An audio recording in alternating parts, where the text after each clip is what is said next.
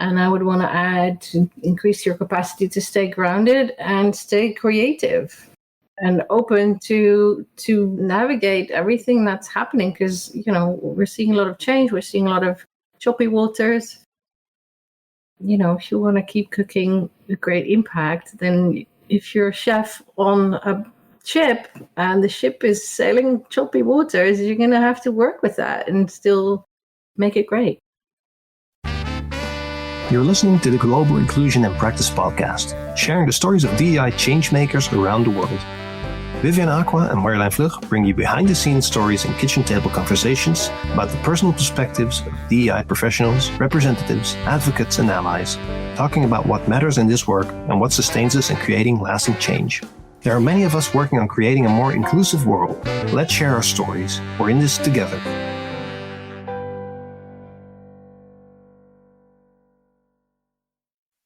So, welcome back to the Global Inclusion in Practice podcast. And my name is Vivian Acquah. I'm a certified inclusion strategist, and handing it over to my dear colleague, co-host. Hi, Vivian. Yes, I am Marjolijn Vlug, and I am a professional coach supporting inclusive change makers, DEI professionals, and other people inclusively in their work and careers.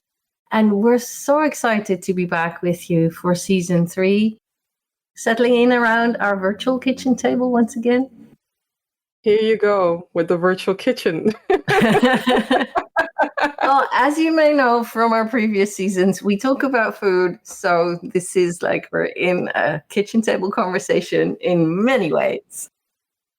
And those of you who don't know us yet, know that we often meet up, or once we meet up offline, we always do that with good food. So Marjolijn saying this, it reminds me of those moments that we had, those gatherings or so connections with good food and good conversation, because it's needed when you're doing this line of work. But just so you know, we are preparing for the new season. And of course, we do a lot of reflection, sometimes over reflection, but a lot has happened even while we did the previous recording beginning of the summer.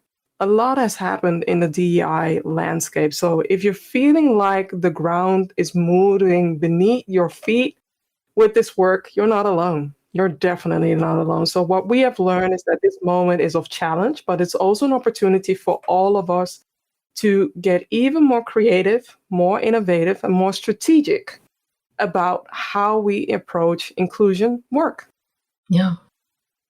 This is what's happening, and this is what we create from. And we're seeing other people in DEI, inclusive change makers, practitioners, who are finding new ways to embed inclusion into their organizations, even when it's not the way that was done before. There are people who are providing business impact and showing what that's about, building alliances, working together, working from new positions than they were in before. And lots of organizations as well that are showing that they know and act in ways that this work is too important for them to drop, no matter what we call it. And what we want to highlight is that we will be using the word inclusion more than DEI over this next season, because that reflects that shift. And it also, well, I'm curious how you see that, Vivian, but I see that some people say, oh, I'm not a DEI professional or a DEI change maker, but they definitely resonate with, I'm an inclusive change maker or an inclusion change maker. So we want to honor all of those developments and welcome all of those listeners. What's your take on that? Yes, and also regarding to what you said right now, you don't always have to have a title related to inclusion or DEI to be doing the work, right? We are advising all change makers who are in this domain to support them, to empower them, to uplift them, especially now when things are challenging. So season 3, it's all about that. It's all about how we can explore how inclusion practitioners can navigate those waters, can cook the dishes and the meals and the recipes, whilst we are changing or rewriting those DEI recipes into inclusive recipes, or finding out that certain language, we are not really abandoning them, but using them less, right? But still having the same meaning and finding ways to try, but also the impact is very important. At the end of the day, I assume that companies want to benefit from an environment where there is high performance, where people are collaborating in a way that is effective, that is impactful, where they can amplify innovation, they can amplify creativity. That will not disappear. Yeah. But the way we will approach this, that will be different. Yeah, it needs to. It will, because the context is changing. Yeah. And in this season, we will offer you transparency and clarity and information as we have it. We'll offer you insights, and most of all, offer you different perspectives of different people who are inclusive change makers. And we'll hear from people who are getting creative with how they present their work, how they create their impact, how they're finding or developing their voice, and even their courage, their stamina, their capacity for navigating this context. Yeah.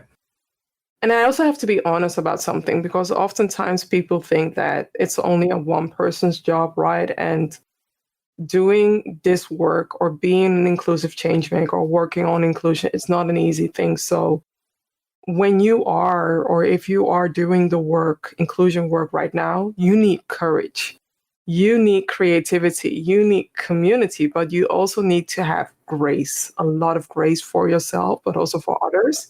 And you need to know that you are not alone in figuring out these challenging situations, whether it's the work, whether it's politics, whether it's something personal, whether it's professional. So that's what we want to be able to support in this season.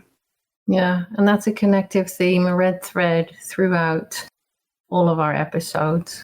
You're not alone, and there's community here, there's shared stories, and we learn through the diversity in our experiences and our perspectives.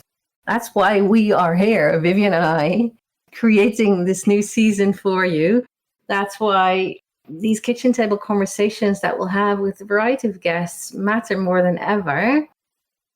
You know, find your people and connect with them. And whether you're a seasoned DI professional, inclusion change maker, whether you're new to this space or have ambitions in this space, whether you are an ally or you don't call yourself that, but you're trying to figure out how to do more and achieve more, have more impact in terms of inclusion in your organization, in your context, this season's for you. And welcome to our listener base.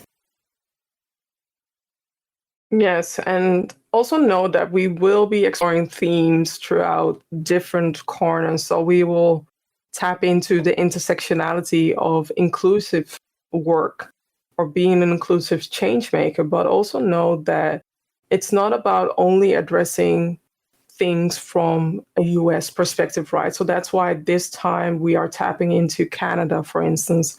We're tapping into the Pacific, for instance, to be able to preach what we share about being an inclusive change maker as well. Yeah, these are perspectives from across the world. And we'll be asking our guests about their personal stories, not just their work tips, but the real talk and the practical insights about being a person who cares about this and who is working on making a change and making an impact, just like we have in the previous episodes. Because behind every strategy around inclusion, every organizational challenge, every personal impact, there are real people doing this work, and most of them being in it with their whole hearts. And those hearts get to show up in our episode. Yes, and definitely. So take your time. If you need a cup of tea or a matcha, coffee, or whatever rocks your boat when it comes to going through this rocky, challenging times. Hot cocoa, depending on the weather. Exactly. Hot cocoa. Yes, we are almost embarking the fall and the winter. And I want you to take a moment to settle in and let things marinate, because know that for the upcoming minutes, you are our friend, we'll be your friend, we'll be your guide, we'll be your mentor to help you understand the complexity and the importance of the work that you're doing, the work that we are doing as well. Let's dive in together. Welcome to season 3 of the Global Inclusion in Practice podcast. Excited. Yeah, me too. So let's dive in, Marjolijn. How would you describe the essence of what you do? I've actually been developing my perspective on that a lot recently, and maybe that resonates. Maybe that goes for you and for other people listening as well.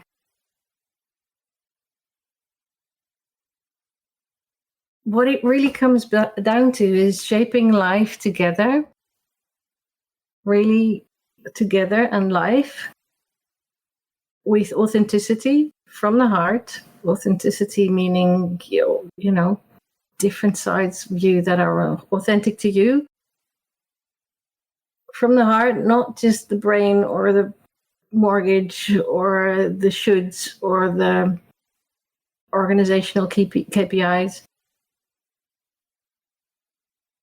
but really from the heart, so that all of you gets to be here and gets to be part of this. And I mainly do that by coaching, by providing clarity, by connecting people, and by looking at, hey, who are these people that, and what enables them, what, better said, what empowers everyone in this initiative, in this goal of having impact, of making the world more inclusive, to enable and empower that and support that.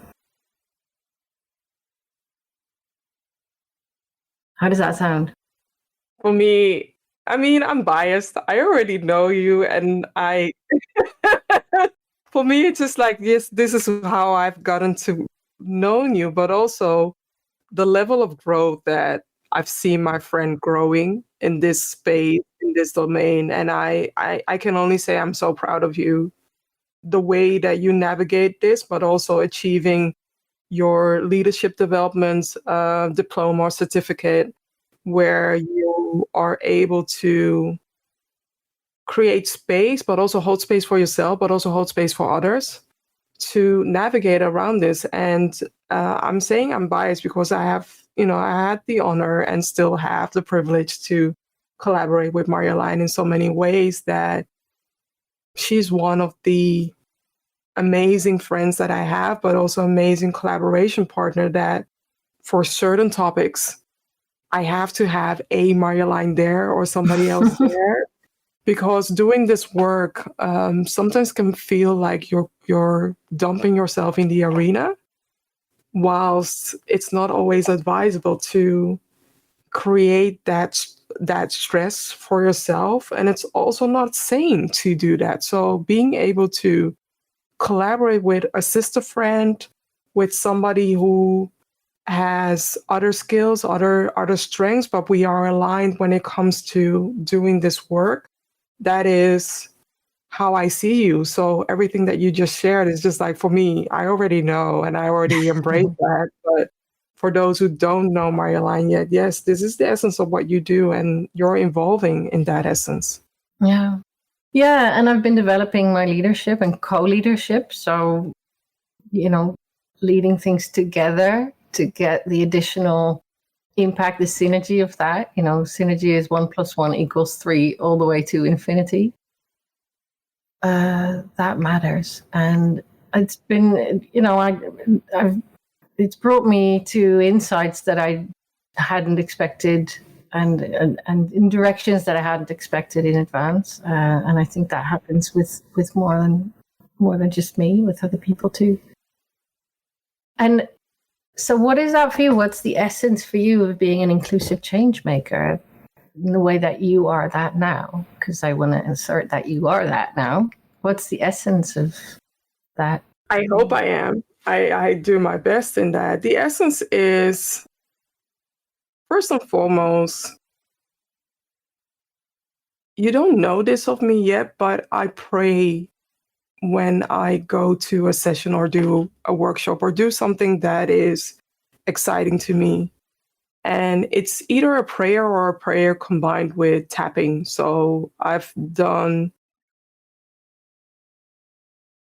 emotional freedom tapping, where I prepare myself for the unknown. And the unknown can be something very positive, but also something very negative. And I feel like it's needed to prepare yourself, to embrace yourself for what might happen, because sometimes certain topics are challenging and certain topics are not challenging. And I'm a very tall person, and to people that don't know me yet, maybe they can see me as a threat or see me as a threat, but Marjolijn knows that I'm a care bearer, I'm an empath, and I come there to support whoever wants to do better. And doing better means also that you are allowed to make mistakes. And that's where a lot of fear lays, where people don't want to even make mistakes anymore because they feel like, well, they are activating conflict. And conflict is necessary. Conflict is needed. Conflict is an essential element that we need to train ourselves in. I don't like conflicts, but I don't shy away from them.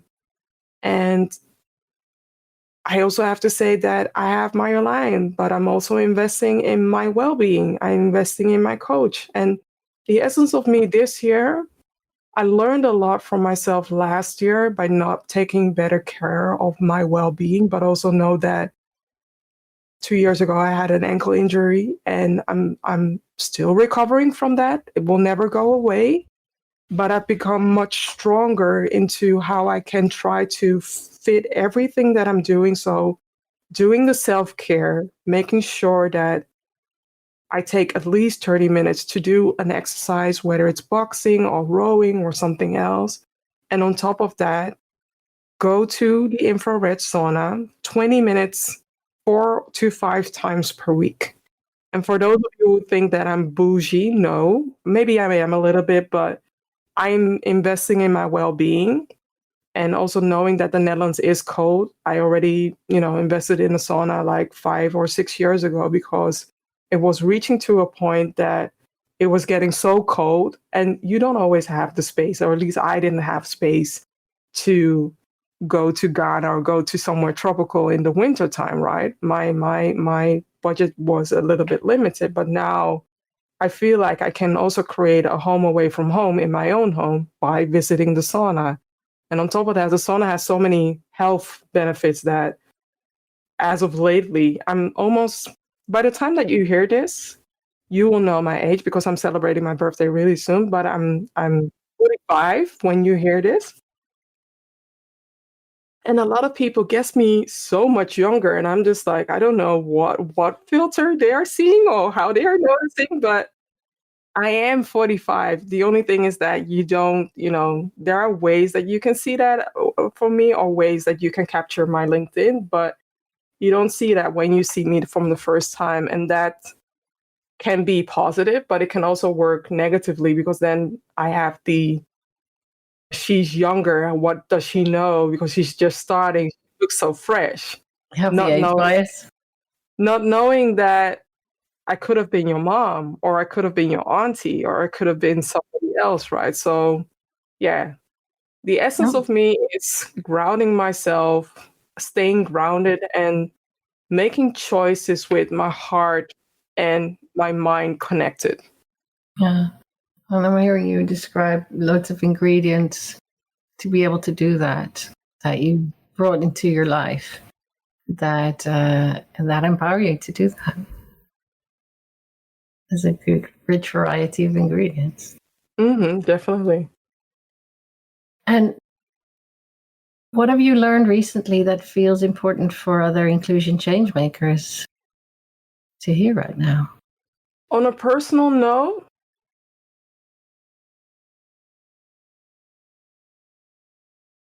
I'm going to repeat myself. Being grounded, investing in coaching, investing in your personal and professional development as an inclusive change maker, because the moment that you stop learning and doing and reflecting and holding up a mirror, that's also the pitfall that you create to disconnecting with other people, right? So it's not just to say that you're learning because of your learning. Learn and apply it, and give yourself the amount of time to let the content marinate.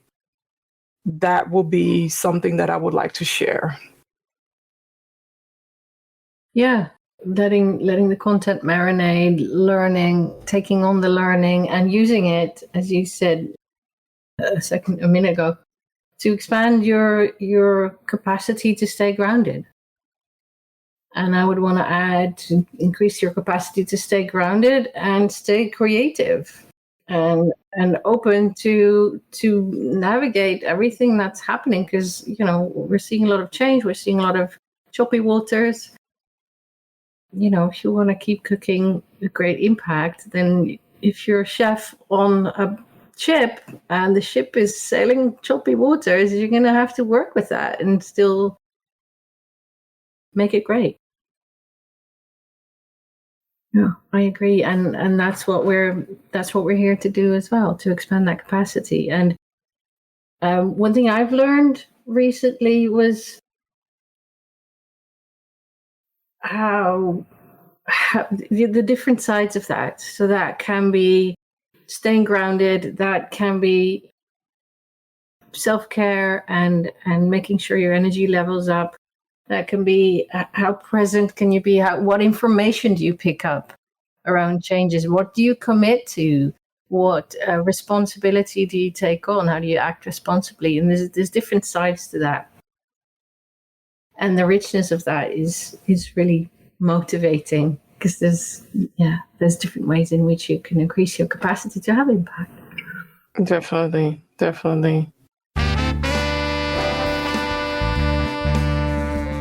Hi, I'm Vivian Acquah, the certified DEI consultant, and I would like to invite you to take your organization to the next level of understanding by collaborating with me. I specialize in helping organizations amplify their DEI initiatives and foster an inclusive environment. Reach out today to learn how I can help your organization unleash its hidden potential and create a culture of belonging. When it comes to inclusive change maker, do you call yourself that?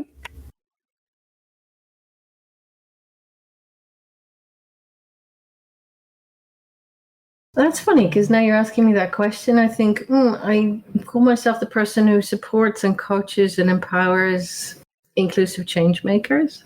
And then as soon as I realize that's my answer, I think other people do see me as an inclusive change maker, me, myself. And sometimes when you're busy doing other things, you don't even realize you have that impact on other people, except that I could know because they tell me. So, yeah. And why is that? Which part? You said so, yeah. And now it makes me wonder, like, why are you saying that in a question mark way? And why do you so, yeah? So, yeah, other people have been calling me an inclusive change maker.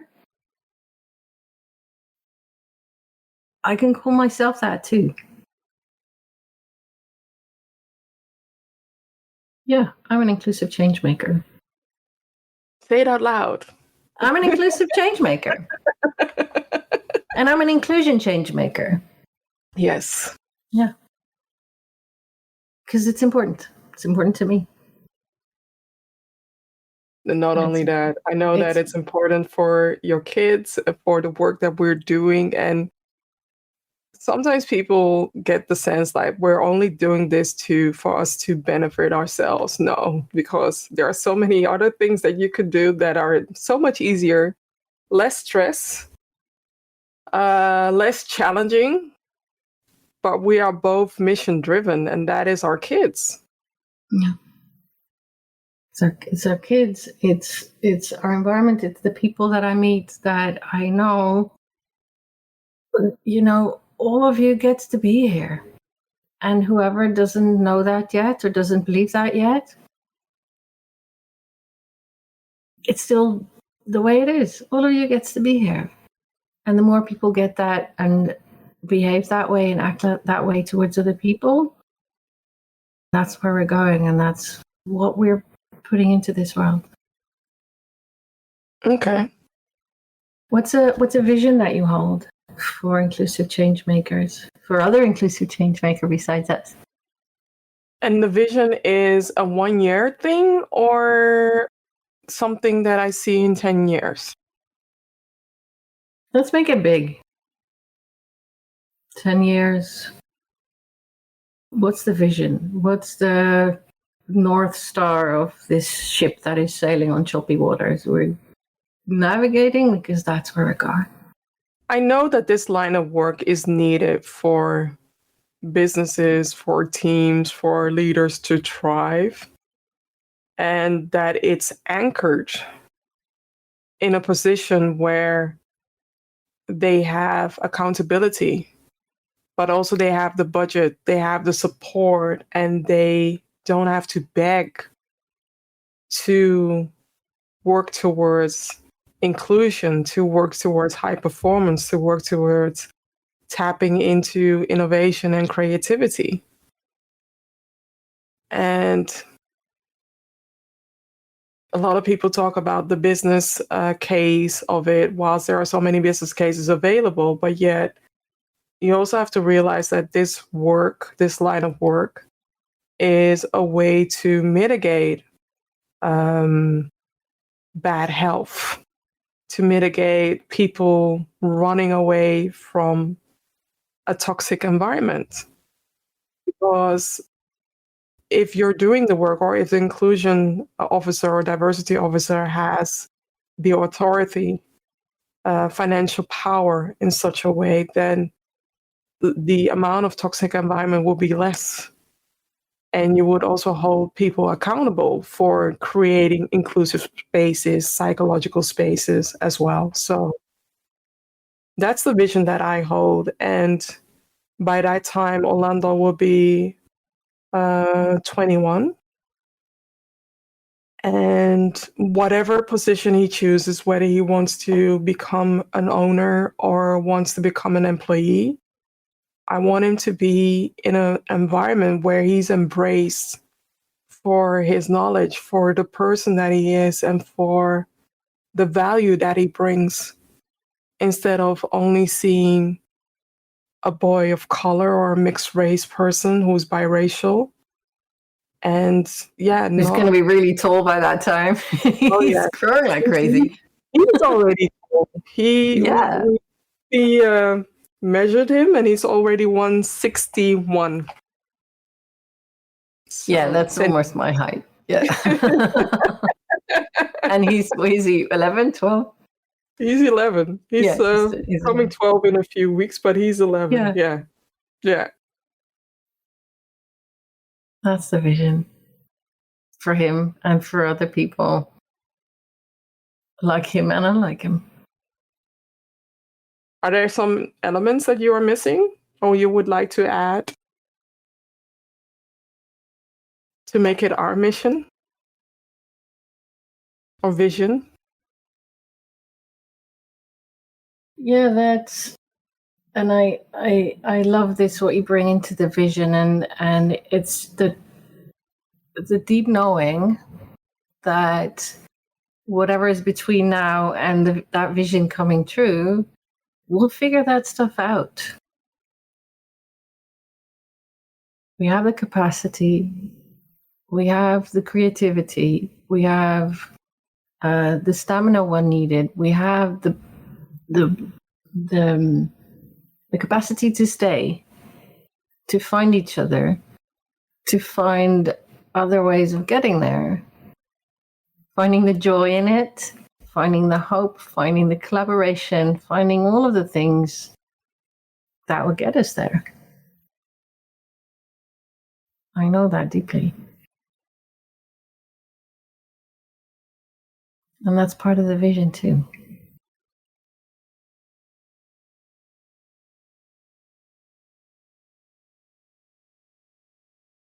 So there we are. That's how's that as a start of the season 3. And to hi, you out there listening, how does that feel? And what would you like to add? Yeah, share your vision or the elements that you want to add into this recipe, right? Or how does it look for you within 10 years or in 10 years of time? Yeah. What ingredients are you bringing in? And that's the way to be on board, all of us, in all our own ways. Going towards that and believing in our capabilities. Doing that in the capacity and also the size of other people who deeply want that, whether they know the words for it or not. And the power of community. I'm also curious about the following, and that is, have you adjusted the way you show up for the benefit of yourself or for the impact that you want to create? And if yes or no, or maybe, please elaborate, because I know it's a closed question, but I want to, dive into. Well, more. I have the privilege of still being able to have the word DEI in my LinkedIn profile, for example. I have that privilege, and I know not everybody does. Yeah. So me personally, I've not adjusted that. I haven't needed to, adjust wording to be able to continue doing what I'm doing. And that privilege comes from different things about me. I live in the Netherlands, not in a different country. I'm a white woman of a certain age. I don't work in an organization, and I'm still making money, to put it very bluntly. I'm still financially fine. What I have adjusted is myself. I have intentionally grown my capacity of being with all this change, with being with uncertainty, with being with developments in the world that make me feel those are going to get worse before they get better, as an expectation or as a that's what I believe is reality. So let's grow my capacity of navigating that, and navigating that from a grounded way, as you said before, of being mindful of having the energy balance that fits that, of learning more about systems change, for example, learning more about leadership and co-leadership. All of those things have changed. Is that a high five? Yeah, it was a high five, but also Thank you. It's leaking. No. I'm sorry. Vivian's taking so many notes that the pen is leaking on her fingers. So this is the place. This is the moment where we explain what's happening, because you can't see it on a podcast. Yeah, exactly. I'm using an ink pen, and I've been thinking the way that I'm writing things down, going back to the essence of using an ink pen, because I loved writing it, but sometimes the tool wasn't, the tipping point wasn't ideal. So I found a way to write with an ink pen with a normal tipping point, and I'm back to my element with writing again. Yeah. So bring that in. In what way are you back in your element?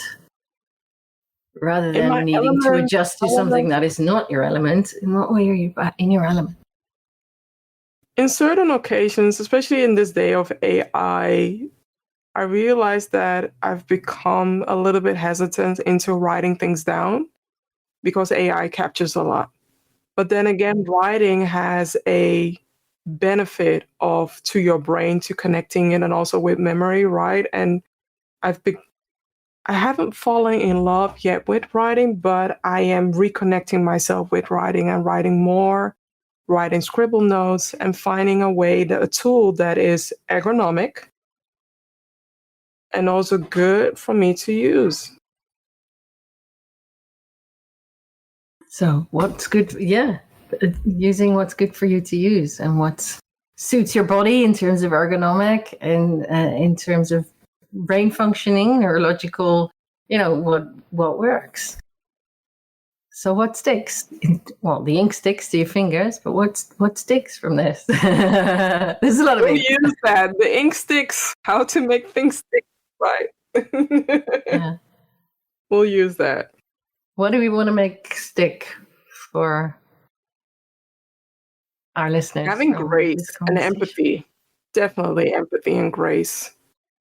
Grace towards yourself, first and foremost, but also grace towards others, and understand that your journey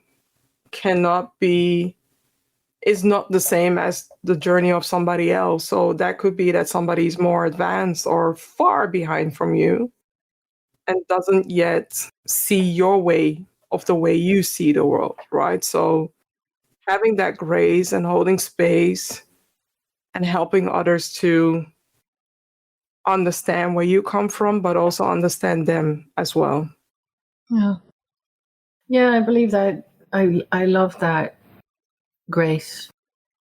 And I see that grace and empathy for yourself and for others is a way to create the space in your observation skills, in the brain space, but also heart space, to see where inclusion is finding its way, to hear and see new voices, new initiatives that you can then also create from. And also just when you have a glass of lemonade and it's super opaque because there's all these bits of lemon floating in, and once that settles, you have the additional clarity.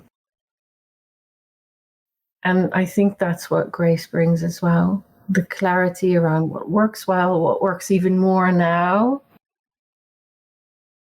And to have that refreshing sip of, okay, let's do this stuff.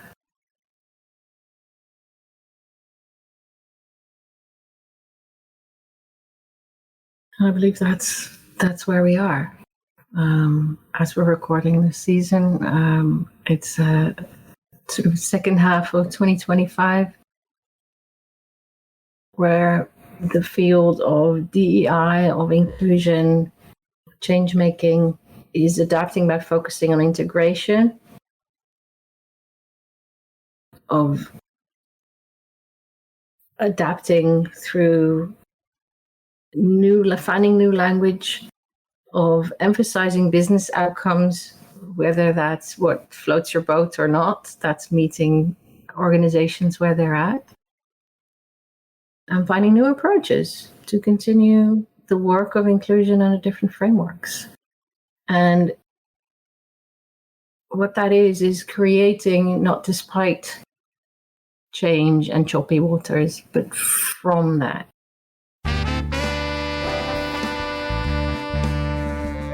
Hey, are you ready to rediscover focus, clarity, and resilience so that you can be a stronger change maker for diversity, equity, inclusion, and belonging? I am Marjolijn Vlug. I'm a certified coach. And whether you're getting started in DEI or are further along in your journey, I can support you to take your work to the next level. With me as your ally, you can gain clarity on your next initiatives or career goals, make intentional choices, stay accountable to them, deal with the intensity of the work, and create real change. Let's talk. I'd love to learn more about you. Reach out, book a chat. Anything that you would like to share with people, like resources, books, podcasts, articles? Well, there's some stuff that I've been reading a book by Adam Kahane called Everyday Habits for Transforming Systems, and that book and Adam Kahane will come up again in this season, but I won't say more about it yet. That's been really helpful. I've been reading Adrienne Marie Brown's book called Emergent Strategy of creating change and creating strategy around that in, I would almost say, non-corporate ways. And funnily enough, I've been going back to the 7 Habits of Highly Effective People, which is one of the best books compared to how not resonant the title is. But those 7 core pieces, just like, by the way, the 7 habits of Adam Kahane, are empowering.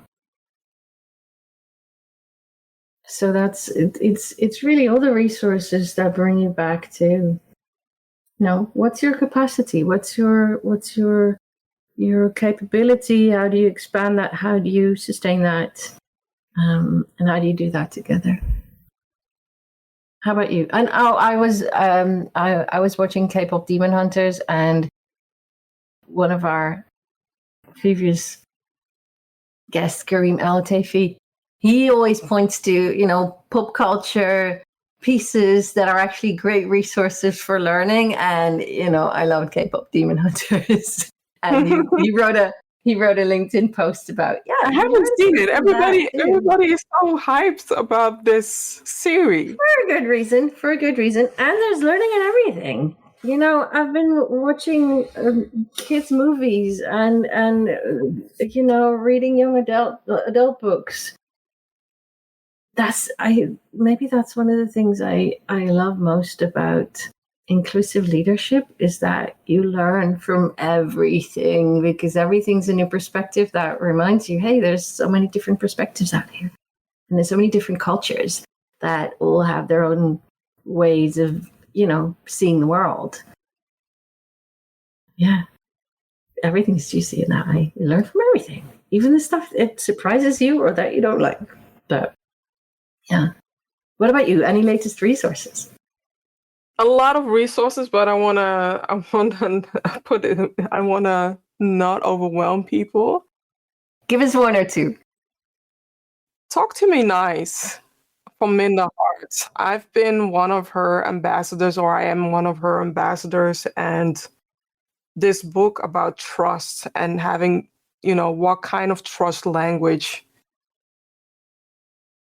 favors you, but also how you can connect with people, or you can lose people when you don't activate trust. And we have a Dutch saying, like, trust can come by foot, but it can leave you on a horse, as in it can go fast, really fast. And the moment that you need to regain that trust, that you need to really work hard to regain that trust. I also want to bring in a book. I haven't read it yet, so I have to be honest about it, but I am part of one of the people that Julie Kratz interviewed. And the book is We Want You. And it's all about allyship, all about navigating allyship, an allyship guide for people with power. So We Want You. It just been launched, and I am going through the book at the moment right now. And I also have 2 personal resources. So a while ago, I was asked by Fast Company to write why companies shouldn't be doubling down on DEI. And I wrote my insights of it. Look at Levi's, who is collaborating with Beyonce. they are not backing out from DEI because otherwise Beyonce wouldn't have, connected with them. And Levi's is doing really well with their collaboration with Beyonce. Just putting it out there. Yeah, well, there's other jeans brands that have went the other direction. So yeah, something like American Apparel or something. Yeah, let's not even name the brand. I'll just talk over you.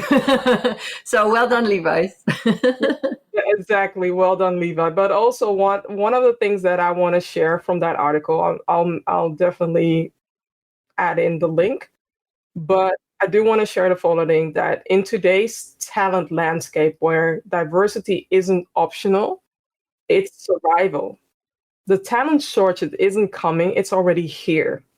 And what will happen to companies that can't attract diverse talent, they'll become footnotes in business history.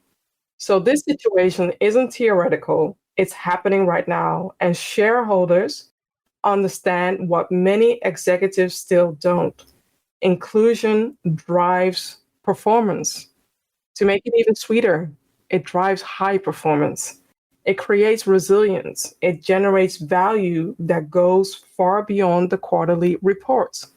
So this is the part that I've shared in the article, and I'll make sure to share it, to reshare it. But whether we rebrand it or not, it's not walking away. And I know that, companies are reframing it due to their connection with politics or due to the international stance.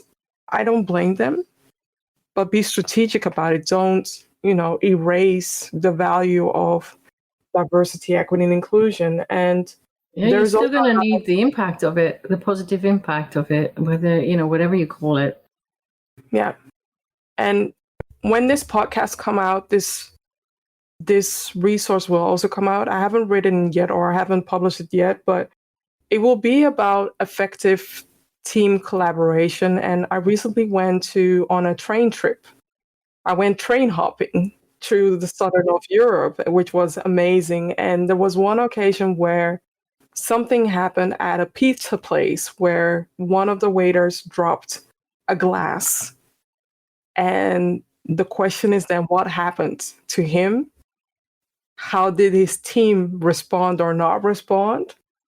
And I'll leave it to this cliffhanger because it's very interesting to be at a restaurant, to eat delicious food, whilst also noticing disconnect, dysfunction, and is the team a team? All of those things can happen in the same situation, in the same context. Yeah.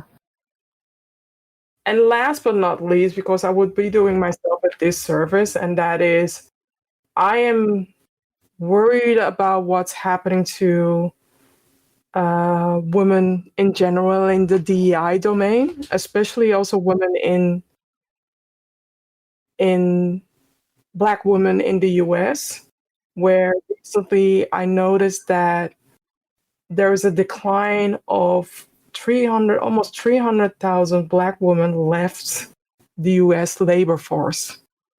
And know that it's not one person that is being tackled, because when you attack or when one woman is removed, this Black woman is supporting a whole community.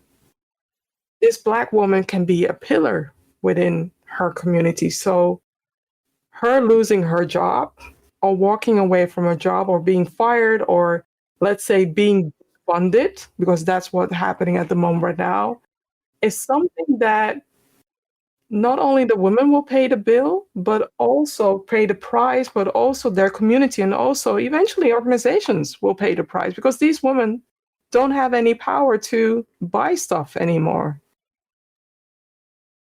Yeah, there's a wider ripple effect of that. There's a book on my to read list. I haven't read it yet, but I'm excited about it. It's by Austin Channing Brown, the woman who gave the message, "Hope is a Duty." And she wrote a book called Full of Myself, and it's specifically about how to survive and thrive even now by refusing to abandon yourself, by navigating, difficult circumstances, maintaining self-sovereignty, and by remembering that we belong to ourselves and to one another. That's how Glennon Doyle says it.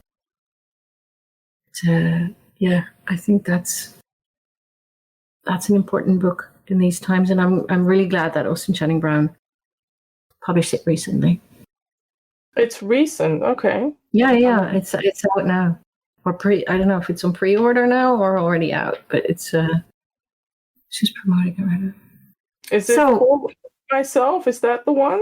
Full of Myself. Yeah. Okay. Yeah. So are you putting that on your list now? Yeah. She's in the middle of her book tour. It releases the end of August. So by the time that you are listening to this, it's out. Then it's out. Yeah. It's that fresh. So in just a few words, what do you wish for in this coming season of our podcast? I wish for people feeling supported, people feeling grounded, but also realizing that you find solace in whatever is happening to you or in your environment, that you're not the only one. Sometimes, strength do come in numbers, and feeling supported or not being the only person who's going through this adversity can be helpful. And I hope that people will connect with us. I hope that people will reach out to us. I hope that people will connect with the audience or the guest speakers that we are interviewing, because we put in so much energy, time, and work and heart in this podcast. That's what I hope. Yeah, and people have reached out to us and to our guests as well. More of that, please. That's really a lot of people. We're not in a booth in an ivory tower. Yeah.